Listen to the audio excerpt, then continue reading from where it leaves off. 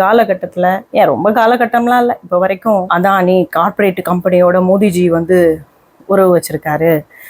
Corporate company தான் அவருக்கு ரொம்ப முக்கியம், அதானி அம்பானிக்காக தான் அவர் அரசாங்கமே நடத்துகிறாருன்ற லெவலுக்கு விமர்சித்த இந்த திராவிட மாடல் அதானி அவர்களை சந்தித்தார்களா இல்லையா?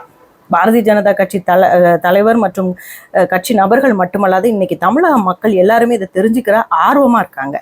அவருடைய குற்றச்சாட்டு என்ன? அண்ணாமலை அவர்களுடைய குற்றச்சாட்டு, நீங்க அதானியை சந்தித்தீர்கள் அப்படின்னு சொல்றாங்க. நாங்க சந்திக்கல அப்படின்னு சொல்லக்கூடியவர், அதாவது முதல்வர் நான் சந்திக்கலன்னு சொல்றாரு, துணை முதல்வர் நான் சந்திக்கலன்னு சொல்றாரு. ஆனா குடும்ப நபர் யாருமே சந்திக்கலன்றதை தெளிவுபடுத்துறாங்களான்னு கேட்டா இல்லை.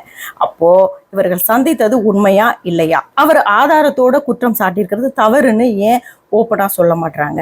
அப்போ மத்தியில் மோடி ஐயாவோட கனெக்ட் பண்ணி பேசக்கூடிய இந்த நபர்கள் நாங்களும் அவரை சந்திக்கிறோம் தொழில் ரீதியாக இதுதான்றதை ஏன் ஓப்பனாக சொல்ல மாட்டாங்க?